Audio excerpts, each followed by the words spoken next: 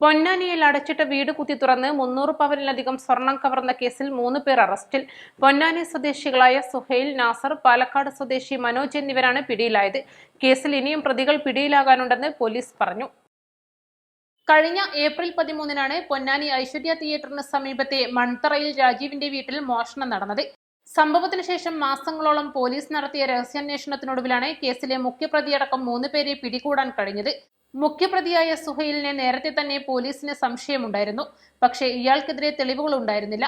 പാലക്കാട്, തൃശൂരും നിരവധി കേസുകളിൽ പ്രതിയായ സുഹൈലിനെ മനോജ് ജാമ്യത്തിലെടുക്കുന്നത് അന്വേഷണ സംഘത്തിന്റെ ശ്രദ്ധയിൽപ്പെട്ടു. ഇതാണ് അന്വേഷണത്തിൽ നിർണായകമായത്. മനോജിനെ ചോദ്യം ചെയ്തതോടെയാണ് സുഹൈലും നാസറും കേസിൽ ഉൾപ്പെട്ടത് തിരിച്ചറിയുന്നതും തുടർന്ന് ഇവരെ പിടികൂടുന്നതും. സുഹൈൽ എന്ന് പറയുന്ന വ്യക്തിയുടെ ഞാൻ മനസ്സിലാക്കുന്നത് ഒരു വൈഫ് ആ ഭാഗത്ത് തന്നെ ഉള്ള 2 കിലോമീറ്റർ ചുറ്റളവുണ്ട്. അതുകൊണ്ട് തന്നെ ഹിറ്റ് ലിസ്റ്റിൽ ആദ്യമേ ഇദ്ദേഹമുണ്ട്. സുഹൈൽ എന്ന് പറഞ്ഞ വ്യക്തി ആദ്യമേ ഇതിനകത്തുണ്ട്.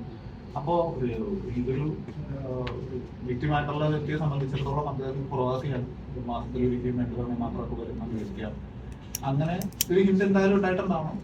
ഒരു വളരെ ക്ലോസ് ആയിട്ടുള്ള വ്യക്തികൾ ആരെങ്കിലും ഇൻവോൾവ് ആയിട്ടുണ്ടോ എന്നുള്ളതും ഞങ്ങളുടെ അന്വേഷണ പരിധിയിലുള്ള ഭാര്യ 9-ാം തീയതിയാണ് പോണത്, 13-ാം തീയതിയാണ് കവർച്ച.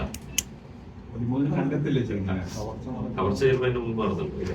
കവർച്ചല്ല, 13-ാം തീയതി ആയിരിക്കണം കവർച്ച നടന്നിട്ടുണ്ടാവുള്ളൂ. കാരണം നമ്മൾക്ക് കിട്ടിയിരിക്കുന്ന ലീഡ്സ് ആ ഡേറ്റിന് കാര്യമായിട്ടുള്ള വ്യത്യാസം നമുക്ക് പറയാൻ കഴിയില്ല. നമുക്ക് അന്നത്തെ അന്വേഷണത്തിനകത്ത് ഡേറ്റിനെ കുറിച്ചൊരു വലിയ കൺഫ്യൂഷൻ ഞങ്ങൾക്കില്ല. പക്ഷെ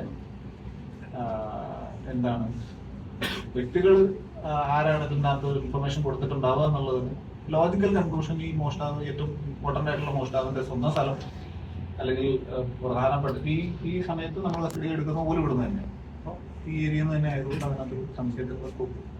1100 ഗ്രാം സ്വർണവും 7.5 ലക്ഷം രൂപയും കണ്ടെടുത്തതായി പോലീസ് പറഞ്ഞു. 300 പവനിലധികം സ്വർണമാണ് മോഷണം പോയിട്ടുള്ളത്. സ്വർണം കവർച്ച നടത്തിയവർ വീതിച്ചതായും അതുകൊണ്ട് തന്നെ കൂടുതൽ പേർ ഈ കേസിൽ ഉൾപ്പെട്ടതായും പോലീസ് കരുതുന്നുണ്ട്.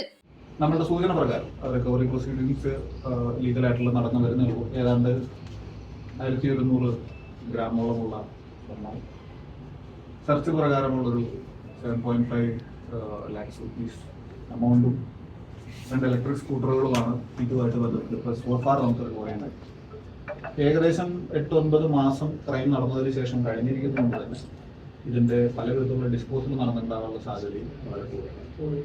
അതായത് സ്വന്തമായിട്ട് തന്നെ ഈ പ്രൊസീഡ്സ് ഉപയോഗിച്ചിട്ടുണ്ടാവാൻ വെച്ചിട്ടുണ്ടാകാൻ സാധ്യത കുറവാണ്. അപ്പൊ അതിന്റെ അടിസ്ഥാനത്തിൽ ഉടനടി തന്നെ ഈ പ്രതികളെയും കസ്റ്റഡിയിൽ എടുത്തുകൊണ്ട് തുടർന്നുള്ള വിശദമായിട്ടുള്ള അന്വേഷണം നടത്തേണ്ടതുണ്ട്. അതിന്റെ പ്രൊസീഡിങ്സിന് വേണ്ടിയിട്ട് അന്വേഷണ ടീം സജ്ജമാണ്. ഇതിന്റെ ആദ്യഘട്ടം കഴിഞ്ഞ് ഇനി റിക്കവറി ഉണ്ട്.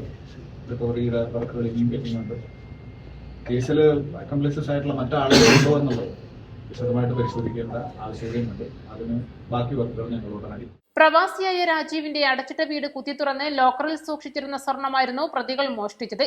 വീട്ടിലെ CCTVയുടെ DVR ആദ്യം തന്നെ പ്രതികൾ നശിപ്പിച്ചിരുന്നു. വീട് വൃത്തിയാക്കാനെത്തിയ ജോലിക്കാരിയാണ് കവർച്ച നടന്നതറിഞ്ഞത്. വീടിന്റെ അടുക്കള ഭാഗത്തെ ഗ്രിൽ മുറിച്ച് അകത്തു കയറി 2 വാതിലുകൾ കമ്പിപ്പാര ഉപയോഗിച്ച് തുറന്ന ശേഷമാണ് സ്വർണ്ണാഭരണം സൂക്ഷിച്ച മുറിയിൽ കയറിയിരുന്നത്. East live, Tirur.